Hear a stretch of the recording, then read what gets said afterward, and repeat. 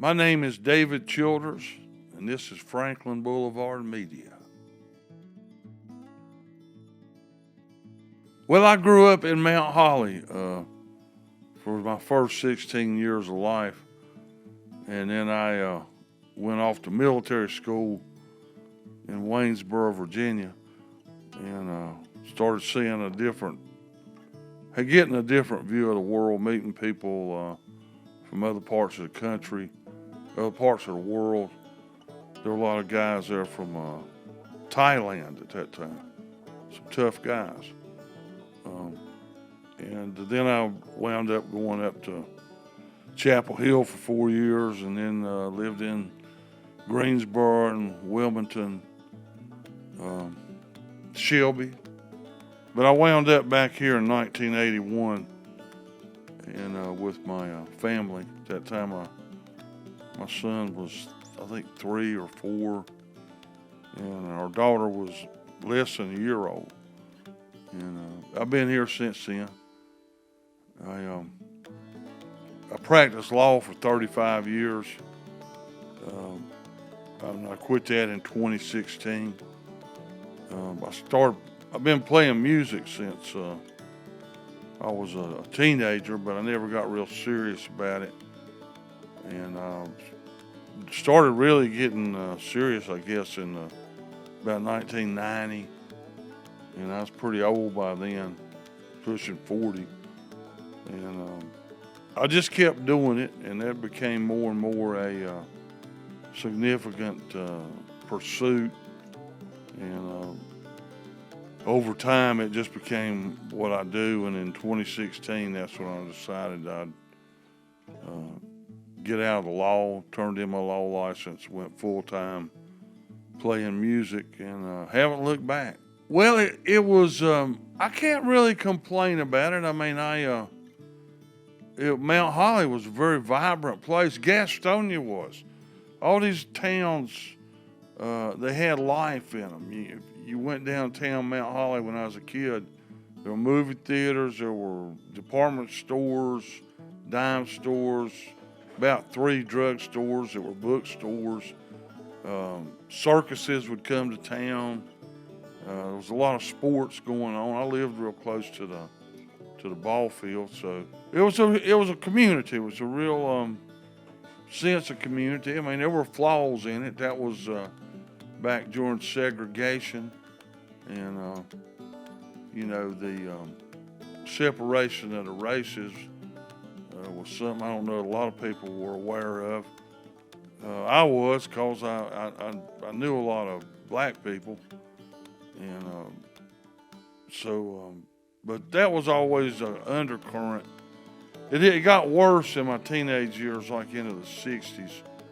The Klan got real strong, and you could feel a lot of tension building. That's about the time I went off to military school. Well, the only thoughts I had of music was listening to it and getting lost in it. And, that could be anything. It could be Dukes of Dixieland, or Bob Dylan, or Judy Collins, or Lightning Hopkins, or Otis Redding. I mean, it was just an incredible amount of great music being made at that time. A lot of lightning getting caught in bottles. A lot of great performances getting onto vinyl and onto tape. So I was more into trying to be an athlete. That's just kind of where I was guided to, and I got to play some football, and I'd be on the basketball team. I don't know quite why, but I wasn't very good. But I could take up space, I guess. Well, it more like it made me say I don't want to be a lawyer. My father was a lawyer, and I just didn't wasn't drawn to the life I saw him lead. I mean, he was happy with it, and he deserved to be happy because he was a hard-working, decent man. But I really started thinking about that when I had my son came along, and I was about 26 years old, and I had gotten out of college. I had some accolades for being a poet, and then I could play a guitar some, and I managed to get these gigs with the state, like being an artist in residence. That's what I did in Wilmington and Shelby, teaching poetry in the schools in Charlotte. So I was lucky, and especially looking back now, I was able to get paid for that. You know, people thought I was crazy. They're probably right, but they're like, well, what do you do? I'm like, well, I'm a poet. And they're like, immediately, how do you make money off that? And I'm like, that's a good question. But it just wasn't enough. And I started thinking about, you know, having a kid and wanting to have a more stable home, not have to move every year. And so I jumped off the high dive into the law when I was about 26 years old. Went to law school.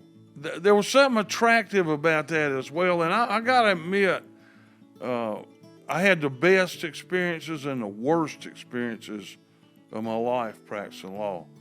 I mean, you know, there was a lot of good things that I experienced, but there was a lot of negative, heartbreaking, humiliating stuff. But that's life, you know, and for me, it was like, I got to go out here. I could be a poet and, you know, live this free-spirited life and all that. I didn't want to do that. I wanted to get my hands dirty. And, you know, I wanted to bleed some. And I wanted to help other people, to be quite honest. I wanted to see if maybe in some small way I could do some good, at least stand up for people. And I tried to do that. I failed at it a number of times. I think sometimes I did okay. Well, playing music was what I really wanted to do. And so I just started writing a lot, putting bands together. That was real hard. I didn't sleep a lot. I drank a lot of coffee. But I did, and I stayed in good physical shape. I would run probably 10, 15 miles a week. That was very important to me. I started that in college. I don't drink. I don't do dope. So, you know, I could go to bed at 3 in the morning and you know, get up at 7 or 8 and do the law thing. And over time, that was interesting how that developed, because I started working more out of my home way before the pandemic. The last 15 years, my wife and I worked with her exclusively. I mean, it's just the two of us in this building, and we just did Social Security disability work, which was about gathering medical records, presenting the records in a coherent form to administrative law judges over in Charlotte, and trying to get people approved. And once I started working with Linda, who is not a lawyer, but is a very intelligent, capable person, we started having a lot of success at that. And there were some really good years.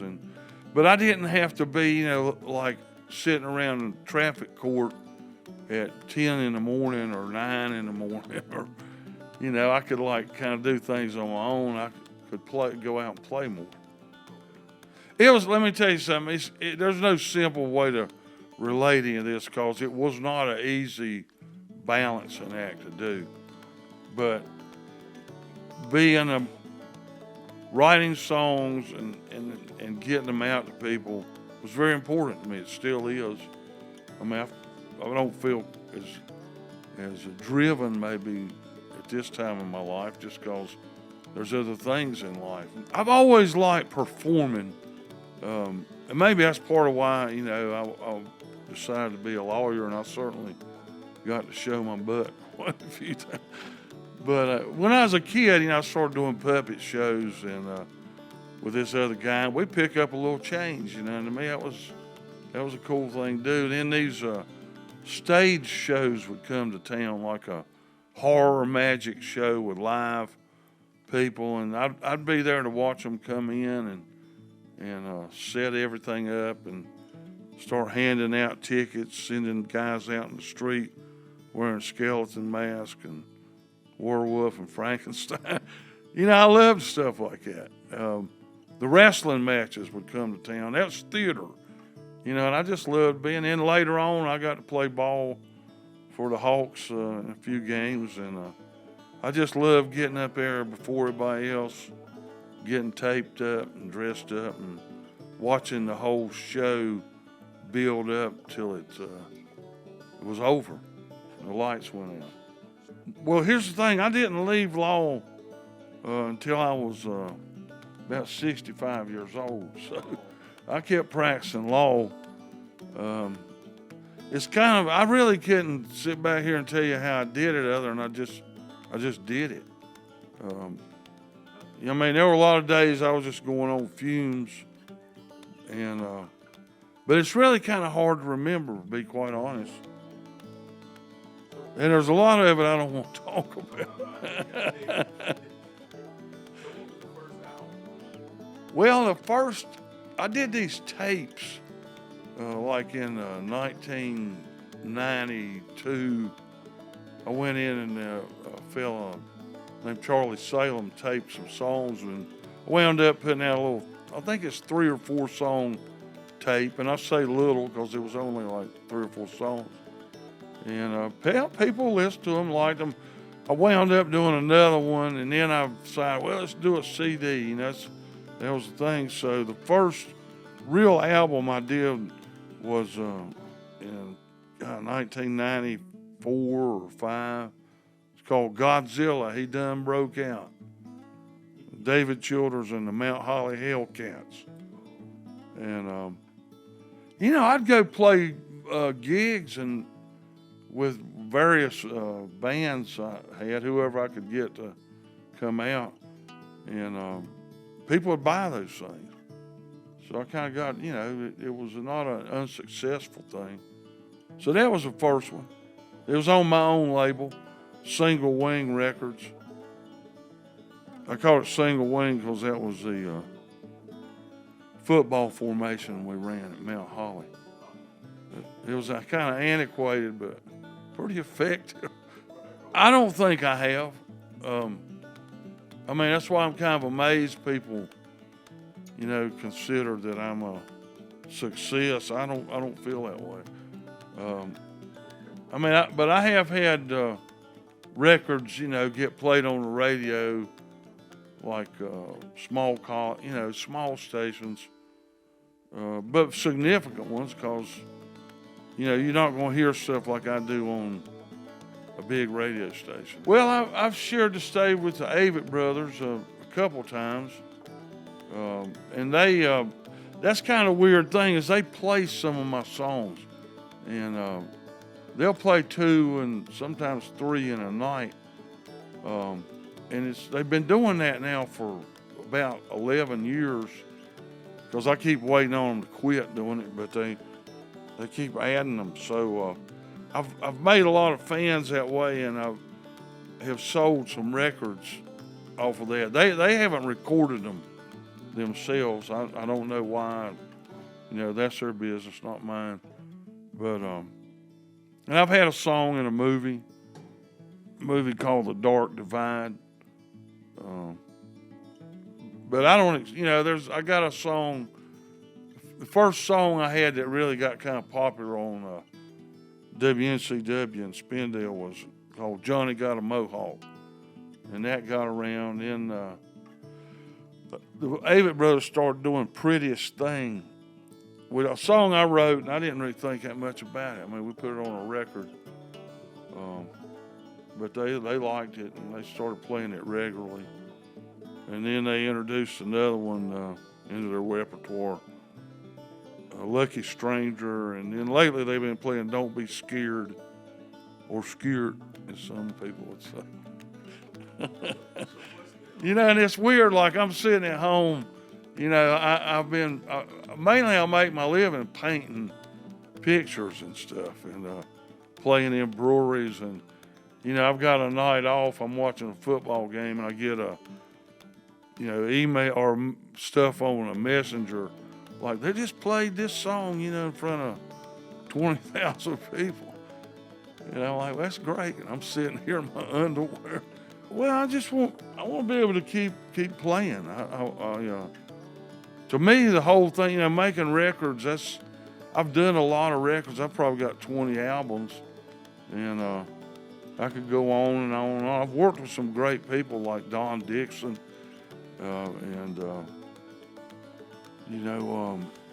but really where it's at's in live performing. And that's what I want to do. I'm 71 years old now. I think I'm in pretty decent shape, and I love to play for people live. And to me, that's where it's at. I don't care, how many people it is. Especially this time and day we're in right now, I think people need music. I'm amazed at how important music is to people. But I should be able to relate to that, because it's been like my fuel for my whole life. From the time I was a little kid, listening to Fats Domino, that the lady that worked at our house was listening to while she was ironing and stuff. Seeing Elvis on Ed Sullivan, all that. Getting jealous of the Beatles. Really pissed off when they said Bruce Springsteen was the new Bob Dylan. I'm like, no. Well, actually, I don't play in Gaston much. I'd like to, but we used to do rodeo. That was a long time ago. And Old Dallas Brewing was a good place. But it just seemed, these places come and go and they die. Dale Shoemaker, though, he plays electronical guitar with me in the Serpents. And he mostly plays more localized gigs. But Dale is a great guitar player, incredible, actually. He don't know how good he is, I think. But he's the main one that stands out. My son, Robert, plays drums. He lives in Gastonia. He's a huge part of my music. I mean, I don't even have an interest in having anybody else play drums. We've kind of grown up doing this together. He started banging on pots and pans with me when he was like 3 or 4 years old. Well, I'd like to see more venues for music, and I might be wrong. It might just be my own ignorance, but more places that encourage maybe original, different kind of music other than what you hear on radio or see on TV. Unless you're listening to WSGE, where you'll hear a lot of good stuff. But as far as the musicians, all Gaston County, they're going to keep being, there's so many, if you talk about Gaston County, I mean, there's just a lot of great players that have come out of here. In fact, if you go to Charlotte, and see who's playing over there, you'll probably find most of them have come from Gaston County or Cabarrus County. And, that's where we have to go. I've had some amazing times in Gastonia. I never have figured out what you do, to get people to come out or anything like that, except, go out and do the best you can do, play the best show you can do, and then pick up your money and go on to the next one. Gaston County's got a lot of soul in it. And I would just say, be true to yourself. Don't try to please other people. Don't go along with the crowd, so to speak. If you're a musician, find what you do it the best you can. Try to learn never quit learning. And take care of your mind and your body. In other words, watch it with the drinking and the drugs. That kind of thing. Stay healthy. Because you're going to, I know I had a point in my life where I'm like, well, there's no future. There's no point in anything. And I finally realized, well, yeah, there is. And you know, I think I want to stay alive so I can see that. I mean, you know, the main thing I want is to be able to live and keep playing music, you know, until I'm an old man. And if I die on stage, like some people I know have done, I don't know that I'd mind it. I don't want to die anytime. That'd be better than being ground up in the back of a garbage truck. Her daddy was an old-time truck driving man. He drove a big Freightliner and a panel wide van. Her mama served trouble to the soldiers in town. They cleaned up their messes when the lights went down. How in the world are things ever gonna get better? Sure be the way to get to salvation's road. I know there's a place where life has gotta be